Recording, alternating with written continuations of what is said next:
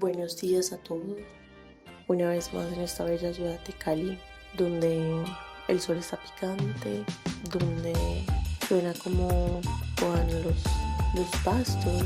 Y yo que vengo a contarles, a expresarles una opinión sobre este tema que es de pronto un poco no tan bueno para algunos y de pronto interesante para otros. Pero no les voy a decir de qué se trata. Más bien quiero que a medida del camino se vayan dando cuenta cuál es. Existe una historia de León Tolstói, el clásico autor ruso del siglo XIX, que se llama ¿Cuánta tierra necesita el hombre? En esta corta historia, Tolstói expone la avaricia de un hombre al que, al indicársele que la tierra que abarque caminando durante el día es un recorrido circular, será suya. Lleno de ambición, el hombre hace un esfuerzo físico excesivo por obtener la mayor cantidad de tierra y esto causa su muerte. Tolstói, 2014. ¿A qué vengo con esto? La fábula de Tolstói expone no solo la avaricia de los hombres como fenómeno, sino las consecuencias de dicha avaricia. Pero también habla de un conflicto en el siglo XIX ruso, en el que estaba en su apogeo, el conflicto de los seres humanos por la tierra. El conflicto en la Rusia zarista se cruzaba con la tardía desaparición de la servidumbre. Lo que para nosotros sería el equivalente de la esclavitud se configura en el poderío de grandes terratenientes con centenares o miles de siervos que tendrían papel posterior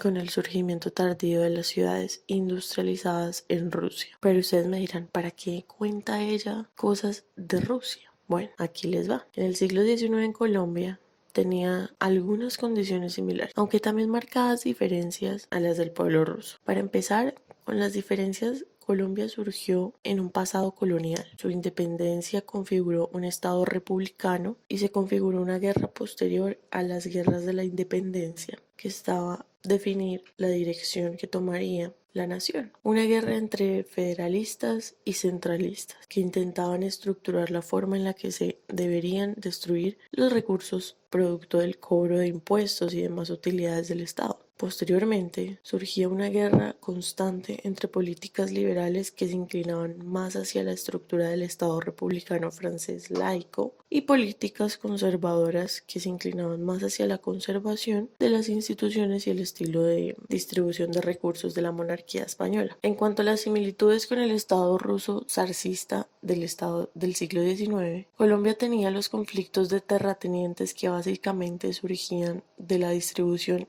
inequitativa de tierra, de una sociedad de antiguos esclavos que no encontraban una posición social adecuada en el Estado no esclavista, de un Estado burocrático sumergido a la corrupción y de una industria más que incipiente lejana de aportar significantemente a la economía de la nación. Los caminos de la Rusia y de Colombia fueron bastante diferentes y nuestro país aún sufre los problemas de la distribución inequitativa de la tierra, de no haber podido consolidar una reforma agraria, de no hacer esfuerzos notables por combatir la corrupción institucional y de no poder brindar condiciones de bienestar básica a la ciudad. Bogotá no es Colombia y existen lugares de este país que no cuentan con servicios públicos, no tienen electricidad, no tienen acueducto y alcantarillado, no hay condiciones de educación pública para los habitantes, hogares completos que no alcanzan el salario mínimo de un individuo, no tienen casa propia con condiciones dignas, no cuentan con atención hospitalaria, las vías de transporte no son adecuadas para el traslado de los productos agrícolas y artesanales que elaboran. En líneas generales se sufre de un gran atraso con relación a las condiciones en las que viven los ciudadanos de principales ciudades del país y con relación a los ciudadanos más ricos. Esto sin hablar de uso adecuado que hace la tierra con vocación agraria utilizándola para actividades de ganadería como se señala en el portal Mongabay con base a las cifras del Censo Nacional Agropecuario en Paz Córdoba 2018. La falta de respuestas efectivas del Estado a los problemas de la población y una ausencia de voluntad por disminuir la inequidad redundaron en el siglo XX en el surgimiento de grupos armados ilegales de campesinos que sustentados de las ideas de socialismo soviético y en el triunfo de la Revolución cubana pretendieron desarrollar una revolución socialista en nuestro país. Esto sumado a estos a otros conflictos como el de empresas extranjeras que daban un trato indigno a los trabajadores y que eran respaldadas por el Estado colombiano al punto de usar las Fuerzas Armadas de la nación para asesinar a hombres que pidieron dignidad para los trabajadores. Fue el caso de la masacre de las bananeras en 1928. Adicionalmente, el conflicto entre liberales y conservadores desencadenó una sangrienta época de violencia instigada por las élites de los dos partidos que se desarrolló en casi todo el país y cuyos muertos eran puestos por los ciudadanos más pobres. El asesinato del candidato presidencial Jorge Eliezer Gaitán en 1948, en el que muy probablemente hubo una participación de instituciones de seguridad de los Estados Unidos, como lo muestra el artículo de la revista Semana del año 2001, ponía como sello una negación a toda diferencia política ajena a las élites y negaba la oportunidad de un cambio benéfico para los ciudadanos en las condiciones más difíciles. A estos conflictos se sumó el surgimiento y apogeo del narcotráfico que llegó al asesinato de miembros de instituciones estatales y de candidatos presidenciales y a una consolidación del gobierno que como mínimo son bastante benevolentes con los narcotraficantes que con afines y sus proyectos políticos que aceptan sus dineros ilegales para las campañas políticas, que no persiguen los capitales productos del narcotráfico y que permite miembros del gabinete gubernamental y de instituciones estatales como vínculos con narcotraficantes o que ejercen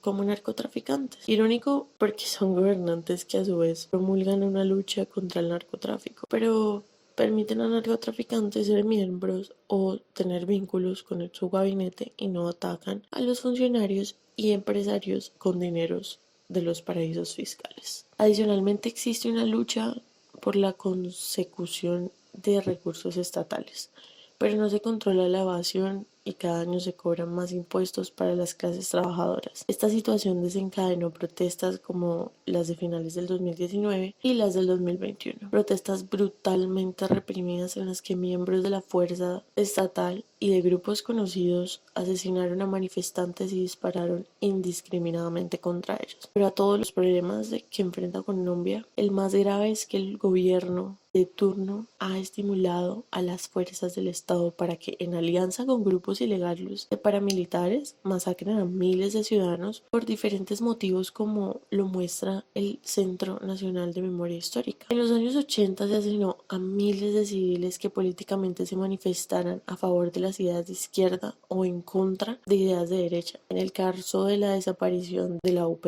Colombia es un país en el que se ha asesinado a la mayoría de miembros de un partido político y las investigaciones no avanzan. Entre la década de los 90 y la primera década del milenio se asesinó a una cantidad de personas que el establecimiento considera subversivo. Es decir, voces críticas en las que el nombre de Jaime Garzón fue solo una cifra más. Las cifras de masacres con sevicia, en las que tuvieron algún tipo de participación miembros de las fuerzas del Estado, políticos o empresarios de inclinación conservadora, aliados con paramilitares, es no solo escandalosa y vergonzosa, sino también asquerosa. Las masacres generaron procesos de desplazamiento en los que se instigaba a campesinos sin recursos a vender sus tierras y que los terratenientes y muchos empresarios aprovecharon para aumentar sus territorios y riquezas. Territorios en los que el fenómeno del narcotráfico, los cultivos de palma de aceite africana o la ganadería extensiva se volvieron dominantes. El fenómeno de la violencia en los Montes de María es triste, es algo lamentable, muestra del conflicto colombiano. La subregión ya mostraba bastantes situaciones críticas desde los años 80, pero el conflicto se recrudeció durante los años 90 y la primera década del milenio, aunque decir conflicto es solo apelar a un nombre que no refleja adecuadamente lo sucedido. Un conflicto armado surge cuando dos partes armadas chocan entre imaginarios opuestos de la vida, pero es que los campesinos y los ciudadanos rurales de Colombia no han buscado actividades violentas de confrontación en la versión actual del conflicto armado. Ellos han sido principales víctimas y su único reclamo es una vida digna y la oportunidad de trabajar con la tierra. Exigir un derecho no puede construir un conflicto armado, y lo que sucedió en los Montes de María fue una masacre contra los ciudadanos que simplemente exigían la posibilidad de un trabajo digno con la tierra. Si bien existieron confrontaciones armadas entre grupos opuestos como las guerrillas de izquierda y los paramilitares de derecha, aunadas por las fuerzas oficiales, las víctimas principales, tomando o no partido por alguna de estas facciones, fue la población civil. Hoy, En los Montes de María se busca primero reconocer y restaurar la población víctima e intenta atender y solucionar los problemas históricos de la población civil para intentar disminuir los índices de desigualdad y finalmente construir proyectos que permitan a la población recuperar su identidad, como la señala el Centro de Memoria Histórica de Colombia. En diferentes zonas de los Montes de María existen proyectos con aval estatal y financiación de estados europeos que buscan reconstruir el tejido social de las comunidades. Es el caso del Programa de Reconstrucción Económica y Social del Corregimiento El Salado, elaborado por la Fundación Ideas para la Paz y apoyado por la Asociación Nacional de Empresarios de Colombia y financiado por el Consejo Internacional de Industria Sueca, Fundación Ideas para la Paz. En dicho proyecto se trabaja en áreas que involucran infraestructura, el desarrollo económico, la gestión de la salud, el desarrollo comunitario y educación y la seguridad. El desarrollo de estos proyectos por parte de fundaciones indica la necesidad del aporte de todos los colombianos, de todas las instituciones públicas o privadas y de la voluntad de la sociedad civil para solventar lo que durante tantas décadas se le ha complicado al Estado colombiano. Es así como el trabajo de los actores civiles y los miembros de la comunidad se hace fundamental. Los actores civiles son los que reconocen a sus iguales, conocen a profundidad la historia y los conflictos de la comunidad, generan un sentido de identidad y son capaces de articular los diferentes miembros con la intención de obtener a un buen común. En el caso de los ciudadanos y líderes sociales, Emil C. Gómez y Rosenberg Barón, ellos además de ser líderes campesinos también son víctimas de la Guerra de Colombia. Habitan la zona de La Pelona en el municipio de San Onofre, en el departamento de Sucre. A su vez, hace parte de la subregión de Montes de María. Ellos gestionan un trabajo de cooperativismo comunitario cuya intención es brindar estabilidad laboral y económica a la comunidad. Adicionalmente, organizan a la comunidad para buscar seguridad alimentaria y de vivienda. Su trabajo también son